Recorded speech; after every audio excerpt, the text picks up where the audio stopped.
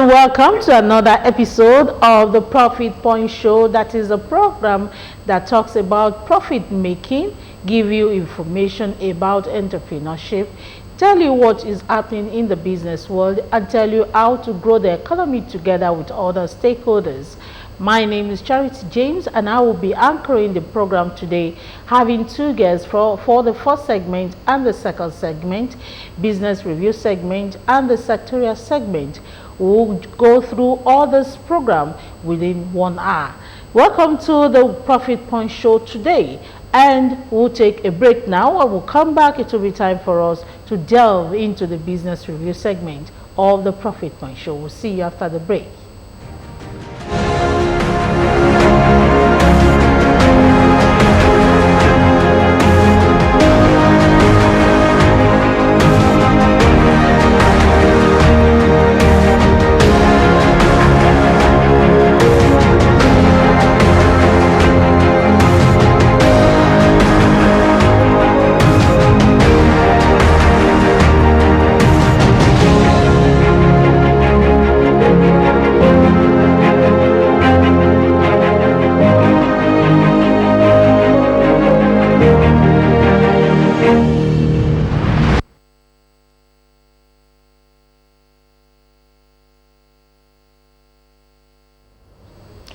All right, our aim on the business review segment of the Profit Point Show is to talk about productivity.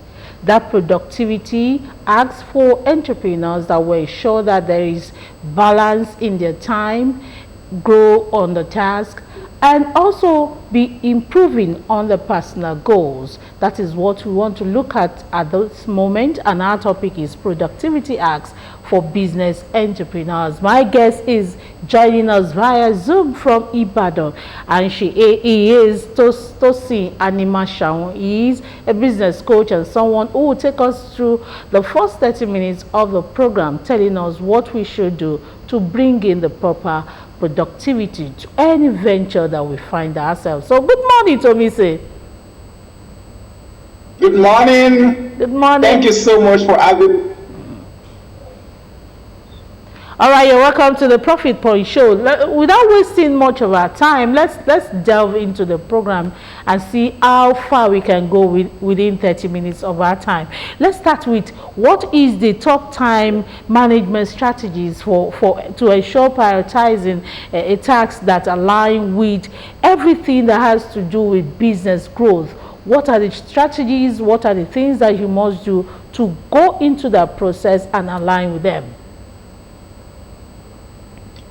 Thank you very much for that wonderful question. Good morning, everyone, from wherever you are joining from. To answer that question very fast, I think that it's important, number one, that we are able to align our vision with our goal. Okay. You know, as entrepreneurs, as business owners, whatever it is that we are doing, I think it's very, very important to align our vision with our goal, because from my own experience of helping people, helping business leaders, having conversations with business leaders, I believe that many people have this challenge of being able to bring down the ideas they have in their mind and be able to craft their goals from those ideas. And that's what I mean by aligning our vision with our goals. Okay. So personally, one of the things that I do whenever I want to set my goals for a business or even for the day, I try to take a look at what my mind is saying about an idea,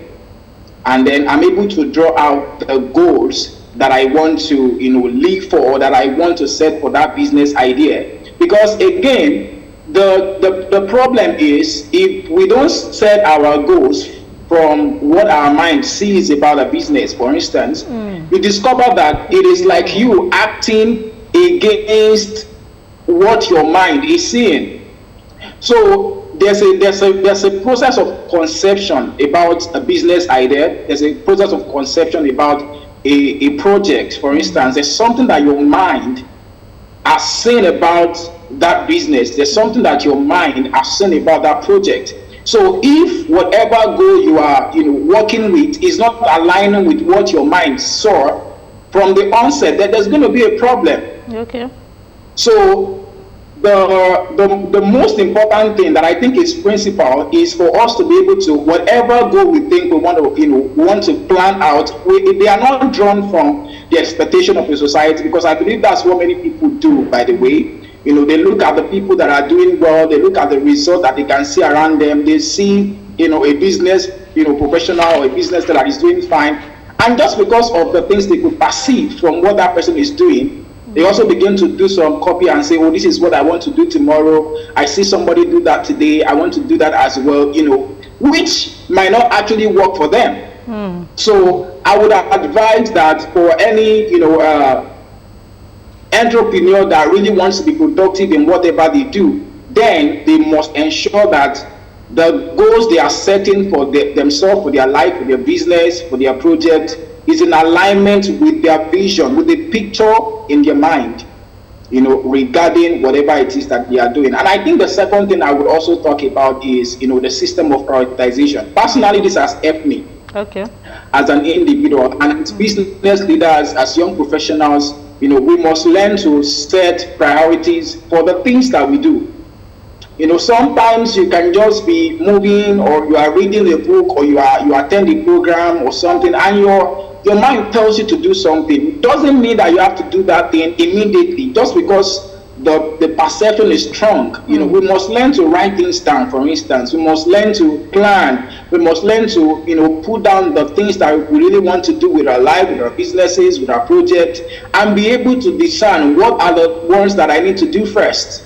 What are the ones that I need to do later? What are the ones that I need to delegate? What are the ones that I need to, pay for somebody to do for me, and all of that. So it's important that we prioritize, our goals, our actions, our steps, so that, as business leaders, as entrepreneurs, we can be able to become super productive in what we do.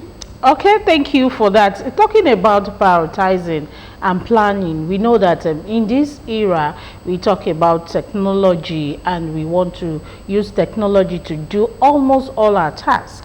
So this question is, how do we streamline the use of technology for our operations, and then manage or reduce the administrative time that we must use to do our daily job as entrepreneurs, as service providers, as anybody that wants to do a job that will bring in income for you? So using technology to streamline your daily operations and reducing administrative tasks, how can they be done?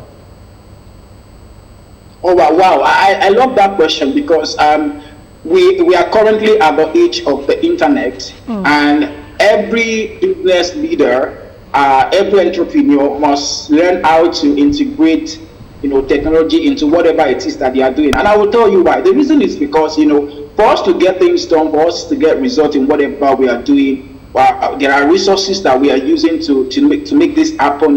We have the resources of time, we have energy, attention, money, and all of these things, they go in, we invest them into whatever it is that we are doing. And our productivity is now dependent on how well we can manage these resources, not use them too much, or be able to maximize the resources we have to get multiple results.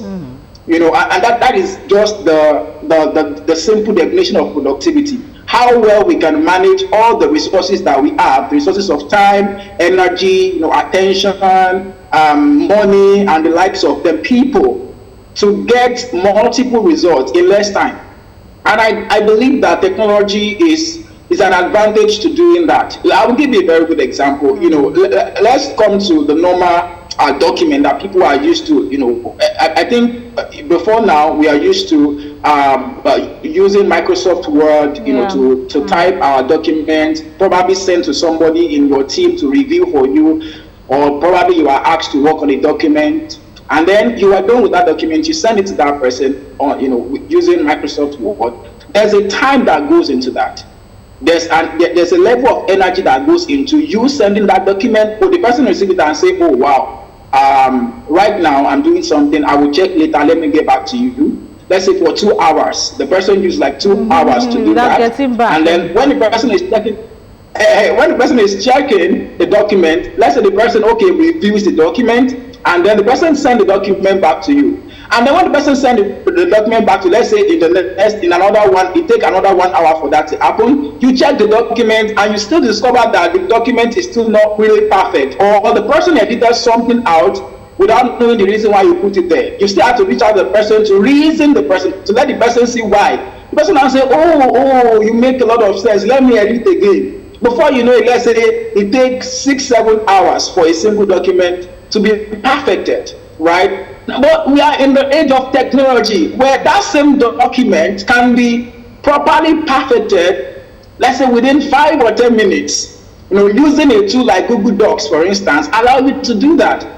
So let's say you are done with the document. All you need to do is just to send the person the link. You just have to ask the person when they are ready to review your document. You send them the link to the document, and then you are seeing the person's cursor, the person is seeing your cursor, you are relating in real time, you're talking. Within 5 to 10 minutes, you are done reviewing the document and you move on to the next thing. So you can see how that using technology in that aspect has helped you to manage your time, the attention you are giving to the project, the energy you are giving to the project, and at the end of the day, you have them enough to do many other things that will give you more results. So I will say that now the question now is, how do you now get the right tools? Depending on, because these things, like I was using the sample of using a Word document or something for some business operation. Maybe they don't even do anything that has to do with document or something. There could be tools for managing payments, and all of that. So it's not dependent on every business owner or an entrepreneur, a project leader, to take a look at what they are doing every day. What are the technology that are out there that can help them to do better, to manage their time better? Sometimes using this technology might not even have to require getting a lot of people on board. You can just have like 1, 2, 3 people on your team, and you are doing fantastic well. So I think I want to put that challenge to every entrepreneur listening, to take a look at what they are doing every day and research. Do a research. You can go on Google. Okay, your business idea is about let's say cooking. You are into cooking. You are a chef. You can go out there and take a look and research on what are the tools that can help me, to cook this kind of meal better. What are the gadgets I can buy, and all of that. How quickly can I communicate with my clients? And I believe that when we do this, we can be able to manage these resources that we have, no matter how little. Sometimes, especially when you see people that are just starting up, they have limited resources, to do what they are doing on a daily basis. And for you to be able to manage that, to now get multiple results, then the technology is at your disposal. We just need to learn to manage them and get things done for our businesses. Okay. That explanation should do for especially Gen Zs who are keen into using technology. But for the older generations who think delegating is the best thing they should do.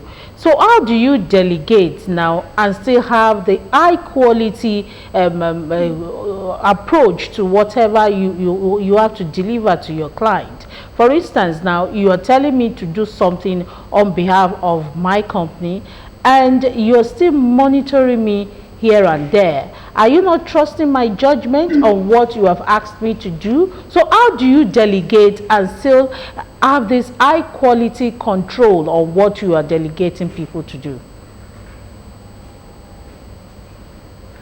Okay, so I think that's a very amazing question. I think that the first thing that we need to do in that aspect is to ensure that we set our expectations clearly.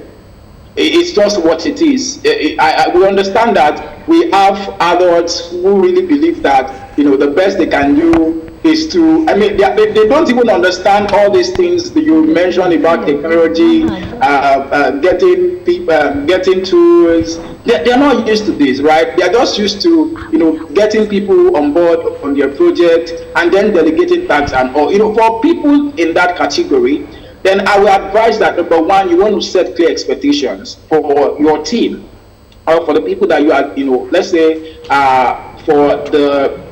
it's just the way, that's just the way to describe it. Your team, you need to set a clear expectation for them. When you are giving your tasks to them, you want to explain in detail what you expect them to deliver. Because again, like I said earlier, it's more about productivity is more about how you are able to manage your time, your attention, your energy, your money, everything you are putting into the project. How well can you be able to manage them, spend little and achieve more? How well can you be able to spend little and achieve more? So, for instance, you are managing your time well when at the time you are telling somebody to do a task for you, you are giving clear expectation on what you want them to deliver. So when you are giving that kind of clear expectation, they don't come back to say, oh, I'm sorry, I don't know what you mean. Oh, is this what you mean? Because in the process of them doing that, you have wasted some time. Maybe you don't even, maybe, for example, let's say you are like me, who manages a lot of projects. By profession, I'm a project consultant. I manage projects for multiple organizations. And for me to be able to do that, within the space of a month now, I will be managing, I will be campaigning. Should I use the word campaigning? Yes. I'll be managing my third physical event this Saturday, in 2 days. I hosted a conference in Ibadan just last week Saturday. And before that, 2 weeks earlier, I hosted another conference, with my team in another organization. So I'm saying that, let's say you are in that kind of you are in that category that you do a lot of things, or you manage a lot of businesses. People like Dangote today, they have a group of company. People like Tony Elumelu, they have a group of company. I mean, they do multiple things, right? So you want to ensure that every time you are delegating a task to someone to do something for you, you are so clear that when they are coming back to you, they are not coming back with uncertainty. They are not coming back with conviction. They are coming back with the delivery of what you want them to do, with clear understanding of the outcome that you are expecting from them. So I think it's important that we learn to delegate if we are in that category. Okay, you have talked about multitasking just now, and I know that a lot of people who owns businesses and a lot of people who are service providers will want their employees to be multitasking and to do a lot of job almost at the same time, to save costs, to save the company for a lot of things that they might want to lose. Now, let's talk about this multitasking tool for business. How can you minimize distractions as a person who is multitasking? How best can you minimize distraction and also focus on the job while doing several things at the same time for productivity? All right, so I think the first thing I will say is we must learn to automate. I think it's important that we learn to automate. Very, very important. So as an entrepreneur, there are certain activities that we carry out every day that are repetitive, that they are constant. That these are the things I do every day. It's, sometimes you don't even pay attention. And the reason why we don't know them, if you are here, you are saying that I can't really figure it out, I do this today, maybe it's because you're not paying attention to details. If you pay attention to details, you follow up with what you do every day. You discover that there are certain activities that are regular. There are certain activities that are constant. You do them almost every day. So you want to look out for this kind of activities and then structure automation. Okay. So when you discover that it is something that you do every day, this is how you can really manage tasks. This is just the first principle for task management. Automation. Yep. So what are the activities that you do every day? Me, as an example, I know that, for example, as a project leader, as a project consultant, when managing projects for my clients, there are certain activities that I know are constant, that I need to do. Irrespective of what that project is, I have to implement it. I have to execute it for that client. It has to happen. So for me, my productivity is now more, it is dependent on how well I can be able to automate that kind of process, such that If a client reach out to me today and say that, oh, I want you to execute a project for me, and then if another client reach out tomorrow and say, I want you to execute a project for me, it doesn't give me More stress. a problem to execute. I don't have any headache because I have an idea about how I do it. I have, I know exactly, I'm not saying that I do the same thing for everybody, but I know the things that are common to every project. So for me to automate those kind of process, I've saved a lot of time for myself. I just need to focus on the differences in the project. So the little time, the little time I want to spend with that project, with that kind of project now, will now be much more focused on strategizing or thinking about the differences between the project that I handle. So I think it's important that we learn to delegate. If Okay, all right. So I think I'll just stop. I don't take a lot of time. Okay. Now let's talk about the productivity acts, because the program wants you to teach people how they can maximize their time, grow on the business, and also make profit for themselves. Now let's talk about productivity acts now. If an entrepreneur wants to move smoothly from one role to another, how best can they do it? What is the productivity acts that you can give as tips to whoever is watching us? Okay, so let me just pick one and talk robustly about it, because sometimes you can just give so many points. I think one problem that I've really discovered about many people trying to transition between one thing to another, or even managing their activities so well, or living an organized life, personally or in their business, in the area of energy management. Okay. Energy management. There's a level of energy that is available to everybody. When you wake up in the morning, there is a level of energy that is available to you to do your task. I think the definition of energy back then was the ability to do what, something like that, or big power or something. So there's a level of energy that is available for everybody to do things on a daily basis. Now, we must learn to boost this energy. We must learn to manage this energy. We must learn to put this energy to work. But I'm not even going there. I just want to really focus on how we can manage the energy. And I'll be very practical and real.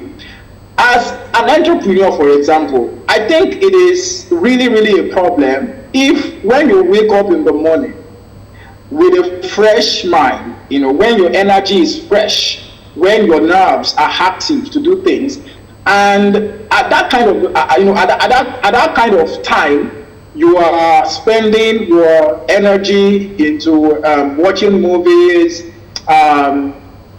strolling the internet. I mean, if other people are doing it, not an entrepreneur, if other people are doing it, not a business leader, because we don't know what we are actually losing.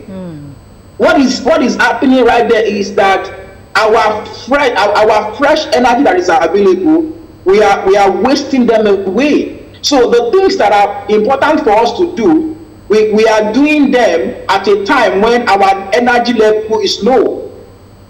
We spend all the time, when we are so active, we spend those kind of time doing things that are irrelevant. That is when we remember that there's a friend we have not called for the past 20 years. With high energy. So when you just woke up, when you just shower, when everything is so, you can feel that you are so active. That is when you remember. That should not be when you remember a friend that you've not chatted 20 years ago. That should not be a time to remember a movie that you've been postponing. Let me now go and watch that movie. No.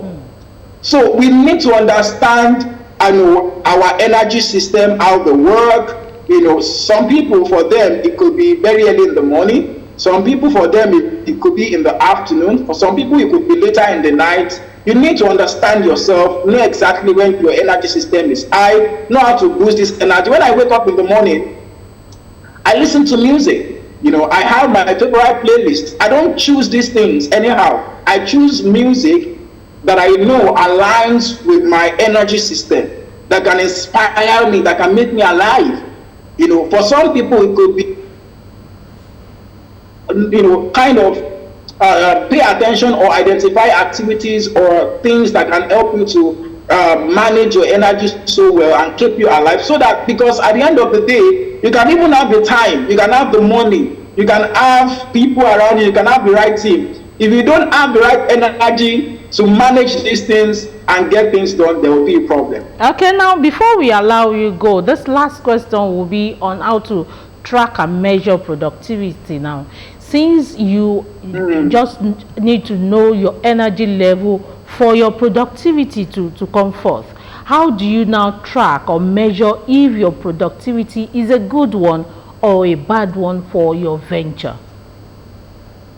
All right, so I think first thing, in the beginning, there has to be a goal. There has to be a dashboard.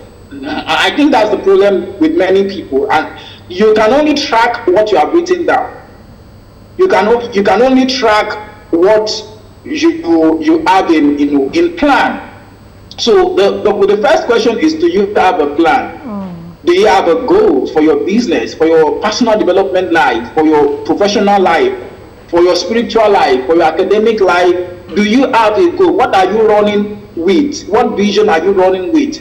What expectation have you set for yourself? So I think that is the first thing to do. So you don't just assume that, oh, let's keep doing, I'm going somewhere. Where are you really going? Don't assume you are going somewhere. You need to define where you are going.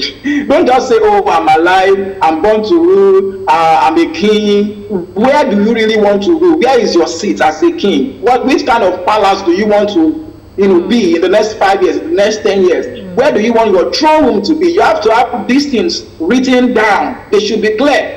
Because these are the things you now use to evaluate yourself at the end of the day. Have I achieved what I really want to achieve? Because if you don't have these goals well written, it will be a problem. You will just be assuming, oh, you don't even know if you are there. You don't even know when to celebrate your wins. You don't even know where to adjust. You don't know where you are not doing well. So, but if we have our goals written down, let me give you an example. Let's say you are into fashion.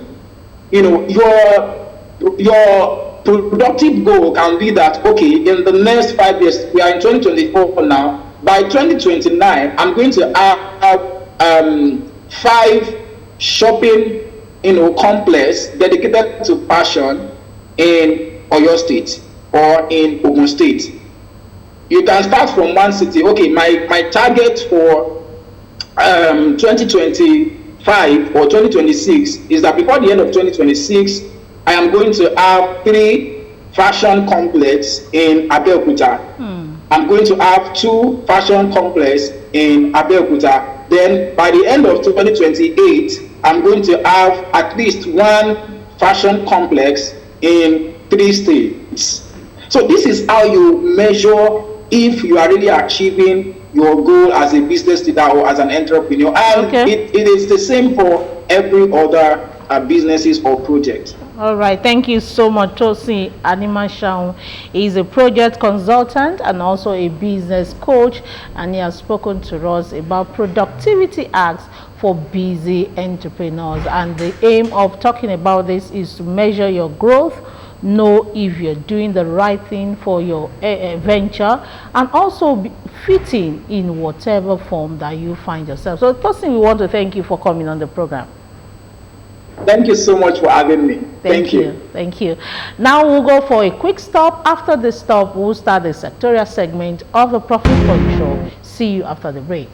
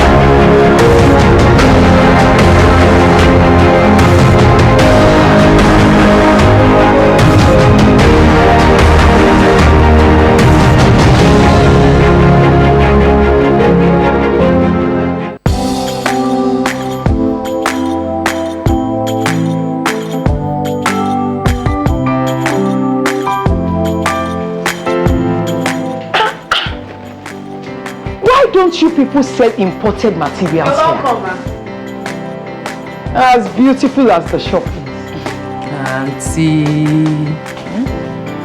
buying foreign goods does not help our economy. Neither does it boost local production. And the good thing is Nigerian-made products are high quality. Really? And to make Nigeria great again, that is why I only sell made in Nigeria products. Because change begins with me. I'm convinced. Change begins with me too!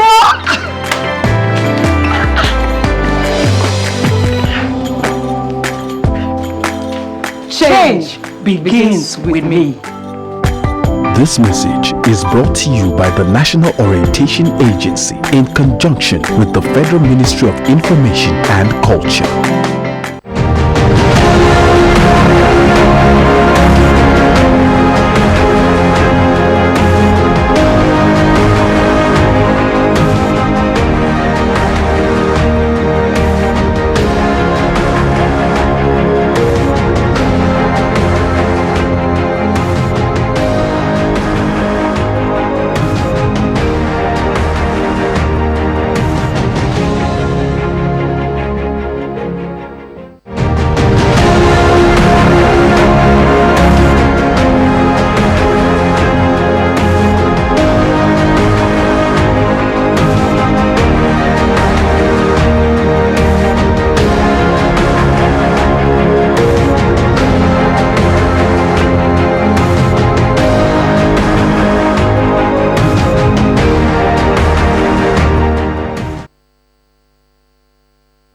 Alright, this is the sectorial segment of the Profit Point Show. This is where we talk about our skills, our vocational skill, and use that talent to grow the economy. But today, we want to look at how to grow your brand. And growing your brand is a special tool that you can use to grow your brand, and that tool is content writing. So we want to look at how to use content writing as a tool for brand growth. Our guest is joining us via Zoom again. She is joining from Oshogbo, Osun State, and she'll be telling us what we need to know about content writing and brand growth. So you're welcome to the program, Doreen Adekunle.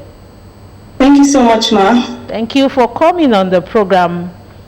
Yes, ma. Now let's talk about content writing. Before we delve into the nitty-gritty, can you tell us what content writing really means? Or when you say content writing, what are we talking about?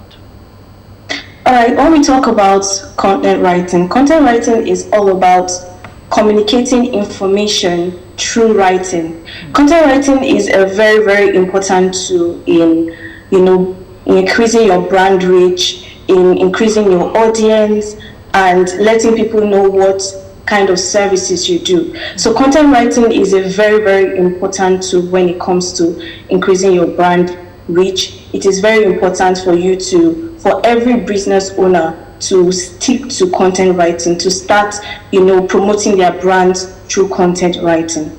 So what role does content writing play in a brand identification when you want to use? Okay, one of the go right. ahead. So one of the roles that content writing plays is the fact that it increases your audience, the reach of your audience. You reach out to more audience through content writing. When you create content on different platforms like social media, blog posts, emails, and newsletters, these are types of content writing that you can use to promote your brand. So one of the importance of using content writing is the fact that it increases your brand reach and your audience. Okay, now let's talk about the brand differentiation.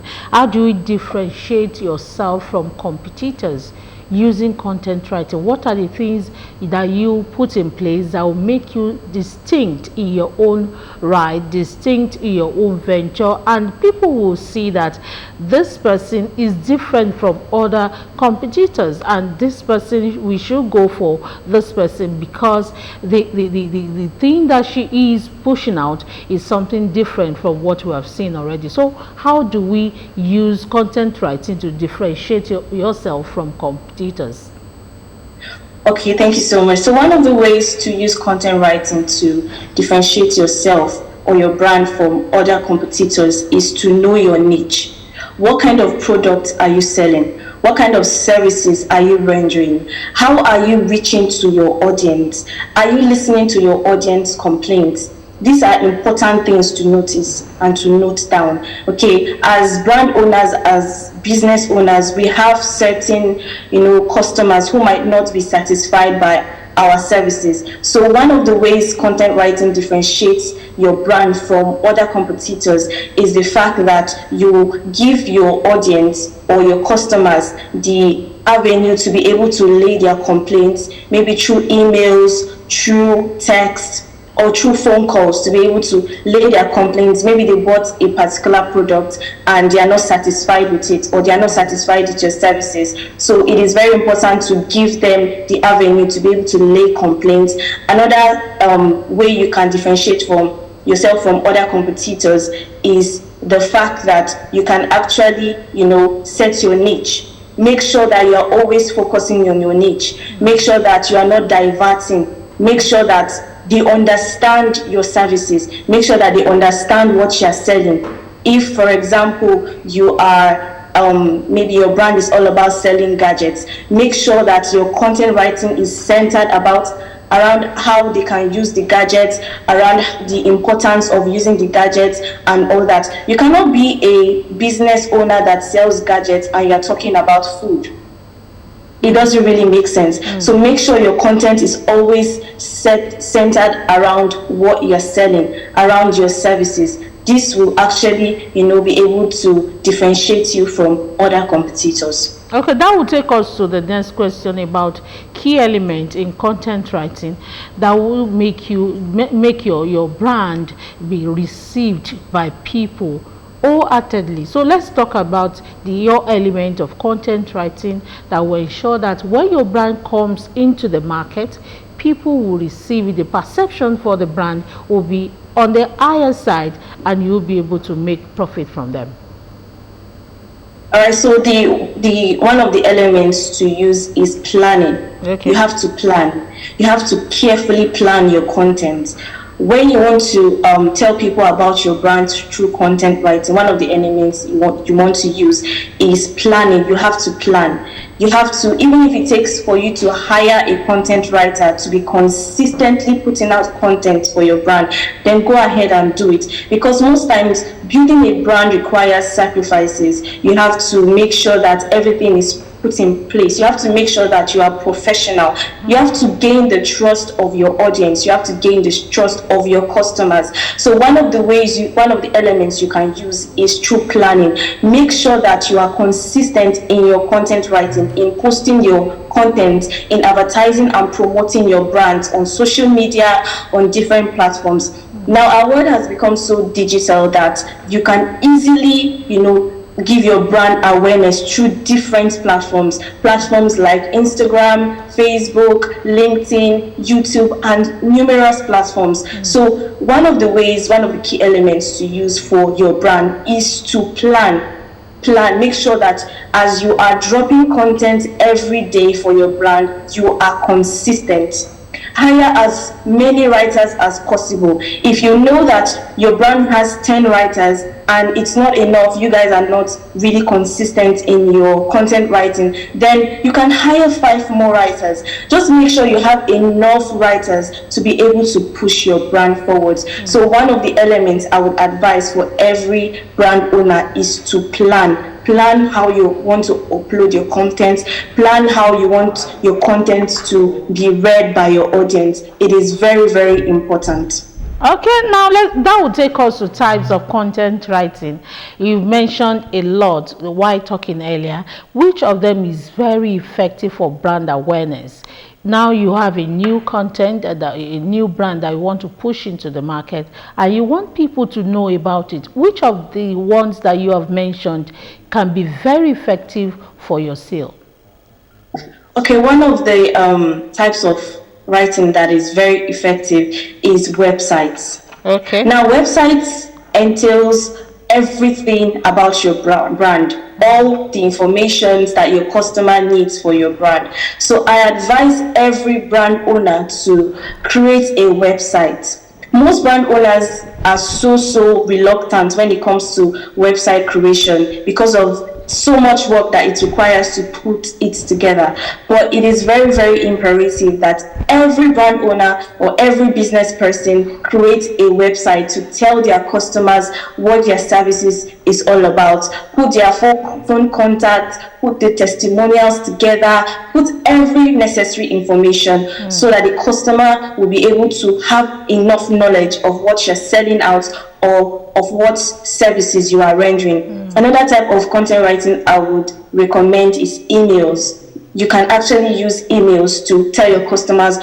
what you are selling. And you can also use newsletters to also tell your customers about your services and the services you render. And the last type of content writing I would recommend is social media posts. Okay. Social media is one of the most effective ways to build your business.